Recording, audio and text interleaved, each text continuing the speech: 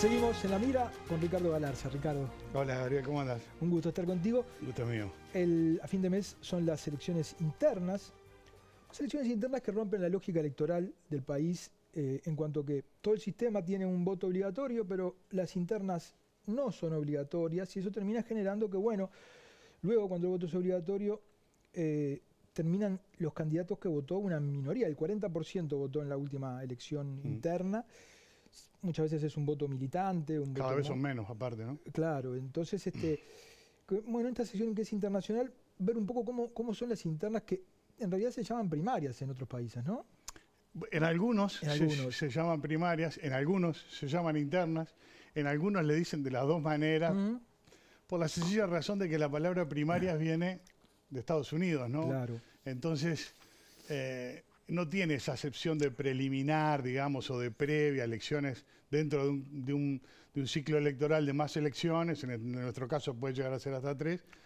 En español, primario y preliminar no es lo mismo, entonces ha quedado un poco ahí, ¿no? Entonces sí, en Argentina le llaman primarias, en Chile le llaman primarias, en Colombia le llaman primarias, sobre todo porque la academia ha adoptado este término como tal, pero cuando lo pensás bien, por ejemplo, en España le dicen primarias y le dicen internas también, en México le dicen elecciones internas, igual que acá, y al uruguayo vos le decís primarias no le suena, y no le suena muy bien, suena. O sea, y sin embargo en internas es cierto que, como dicen los académicos, uno va a una elección nacional donde acude a un centro de votación y ahí están todas las listas de todos los partidos y en ese sentido no sería interna.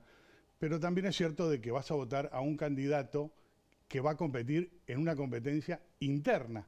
Entonces eso es lo que entienden los uruguayos y creo que el uso manda no está mal, como le dicen acá. Creo, yo no le cambiaría el nombre, es lo que te respondería en ese sentido. Repasemos en algunos países de la región.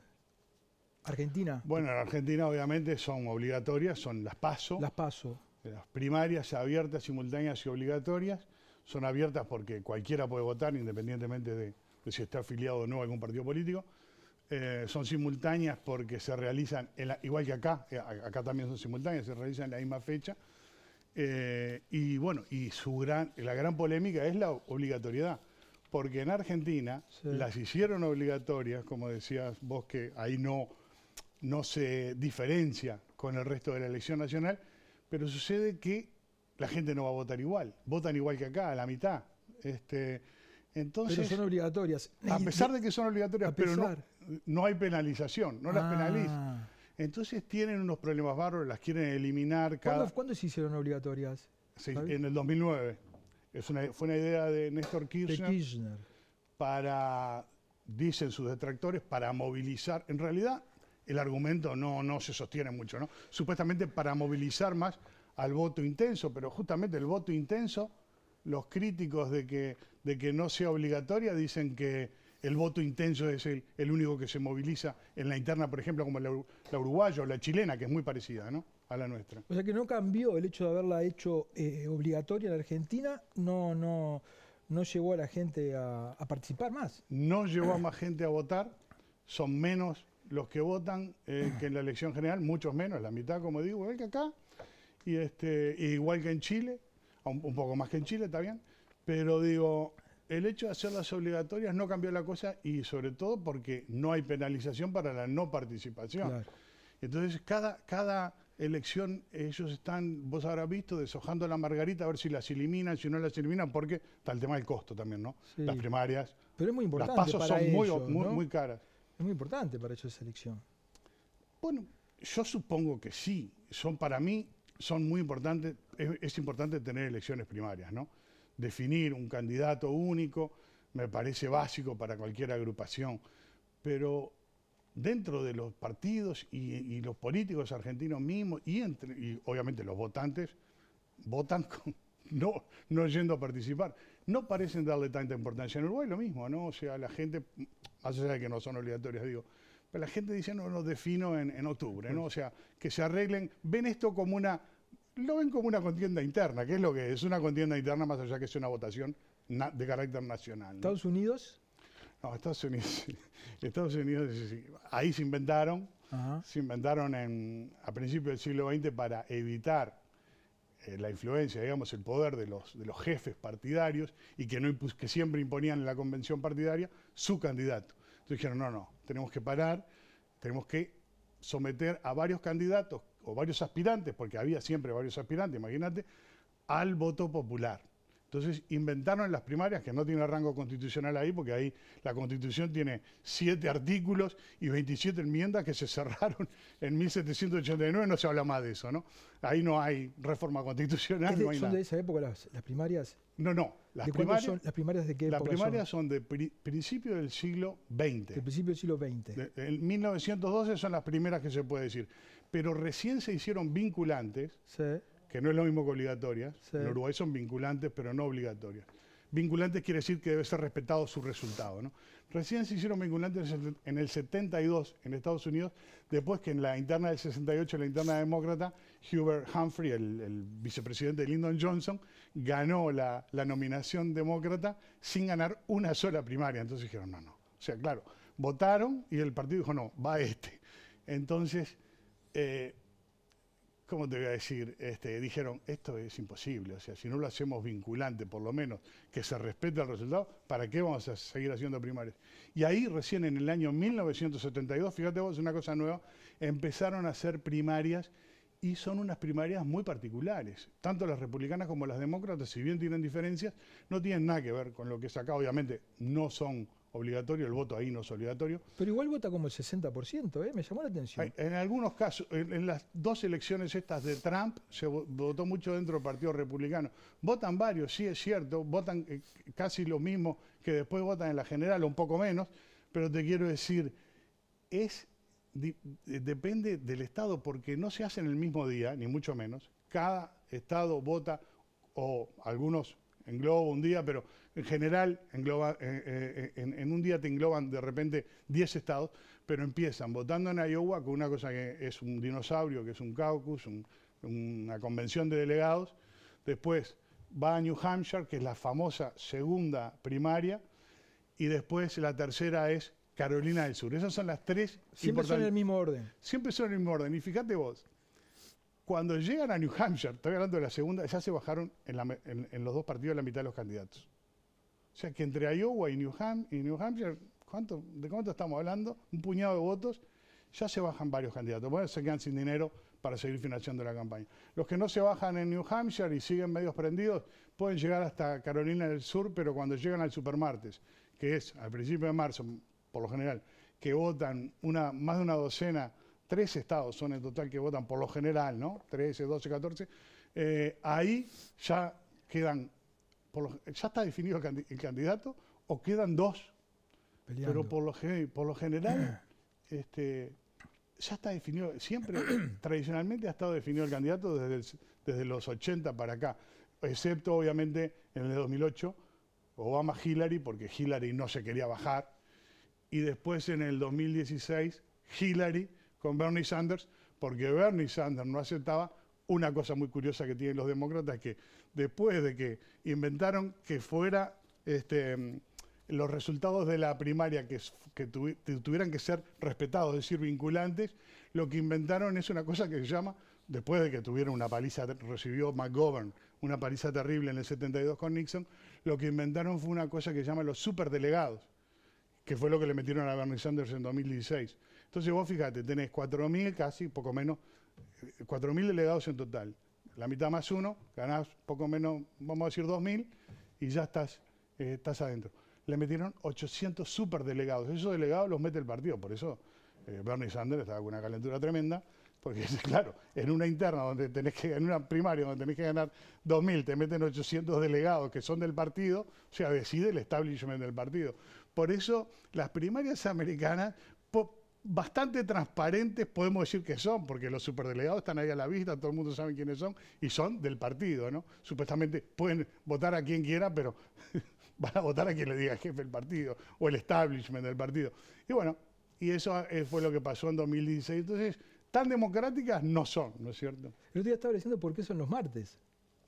Porque no es un día laborable y ellos, no es obligación votar. Los sábados, si lo hacían los sábados, afectaban a los judíos. Claro. Si lo hacían los domingos, el descanso de los católicos. De los cristianos. Sí. De los católicos cristianos. Y le dan tiempo a quienes vienen de las zonas rurales para que salgan el lunes, porque consideran que el descanso es sagrado, y le dan del lunes hasta el martes para que lleguen a los circuitos de votación. Una maravilla. Primero el descanso. Una cosa que no sabía. Eso sí, siempre supuse que era para que no fueran a votar el domingo, porque todo el mundo podía ir a votar el domingo. Es porque el descanso de los judíos el sábado, el descanso de los católicos el domingo, y consideran el descanso muy importante. Entonces recién el lunes salen, y en épocas pretéritas se demoraban en llegar al lugar de votación. Entonces le daban un día, desde el lunes hasta el martes. Y tiene mucho sentido porque es un país basado en la libertad religiosa. Claro, claro. Tiene mucho Entonces era muy importante respetar esos días.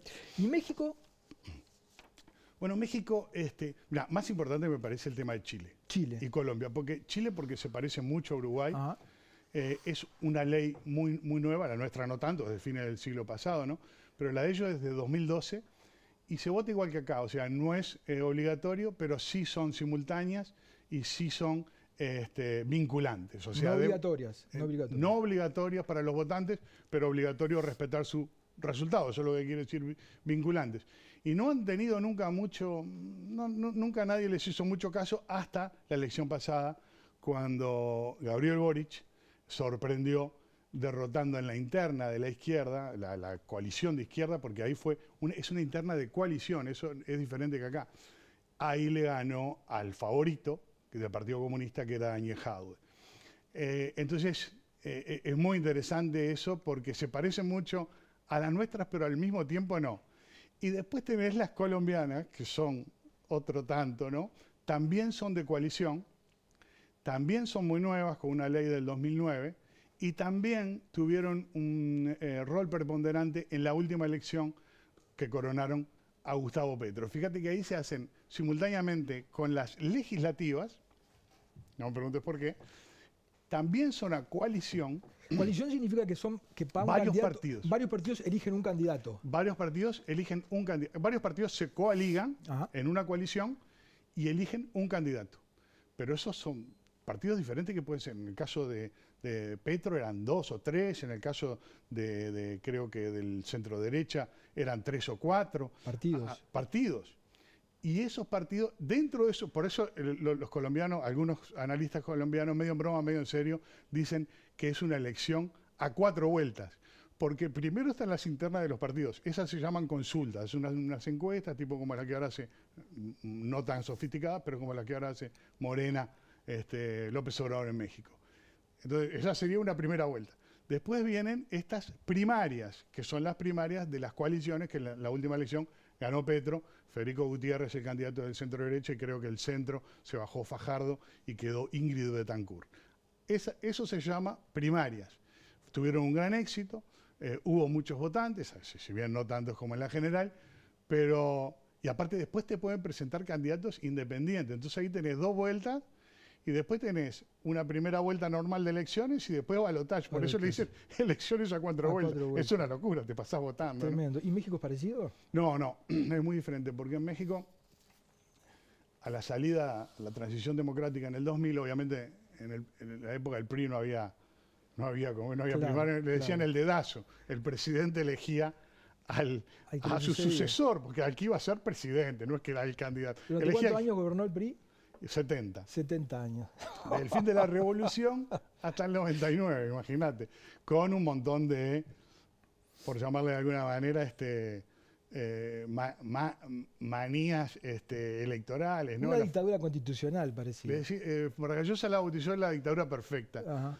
Pero creo que es más acertado tu definición. Una dictadura constitucional donde además siempre se hacían las famosas fraudes de las casillas zapato, donde había 99% de votos al PRI, ¿viste? Ese tipo de cosas, ¿no? En fin. Y ahora hay primarias. No, después, en el 2000 empezaron, ellos le llaman internas. Le llaman internas. En el 2000, ahí declaró el presidente del PRI, Ernesto Zedillo, declaró que estaba muerto el dedazo, dijo. Y no apoyó a ningún candidato y llamó internas. Hicieron las internas, ganó Francisco Labastida, y después perdió con el candidato del PAN, que era Vicente Fox, que fue presidente, ¿no? ¿Qué sucede? Ahí se abre todo un esquema, un sistema nuevo electoral de internas, organizados como se organiza acá por la Corte Electoral, allá por la Autoridad Electoral, que se llama el IFE, ahora se llama el INE, pero en fin, se llamaba el IFE entonces, y organizan internas todos los partidos, el PRD, el PAN y el PRI. Es ahí cuando unas internas muy competidas, ¿viste? Y salen del PAN Felipe Calderón y López Obrador del PRD. El del PRI Roberto Madrazo no importó porque al final se definió entre estos dos por menos de 1%, que López Obrador siempre dice que le hicieron fraude en esa elección. Sí. Yo estaba en México en esa elección, no sé si le hicieron fraude o no, pero bueno, en fin, pasaron cosas muy extrañas, ¿no? En cualquier caso, perdió y después, en 2012, hubo otra vez internas, menos en el PRI, que estaba cantado, que era Peña Nieto, y después fue presidente, pero después en 2018 aparece una cosa que se llama la aplanadora electoral de López Obrador, que es su movimiento de regeneración nacional, Morena. Y ahí no había con qué darle. Entonces, los partidos opositores, cuando ven que hay un líder muy fuerte del otro lado, es increíble, pero se retraen de hacer internas. Piensan que ellos tienen que nombrar al candidato perfecto, que es lo que pasó en el PAN y en el PRI. Perdieron, que nombraron a Juan Antonio Meade y a Ricardo Anaya en el PAN, y perdieron con López Obrador por paliza. Y ahí no hicieron más internas. En la última solo hizo internas Morena en un esquema novedoso que ha introducido el López Obrador, que es un esquema que se llama de encuestas. O sea, le dicen la encuesta, pero en realidad son 5 encuestas que son en realidad votaciones pequeñas que se hacen con carácter demoscópico, y las hacen 5 casas encuestadoras más el partido, más otra del partido. Son 6 encuestas en total.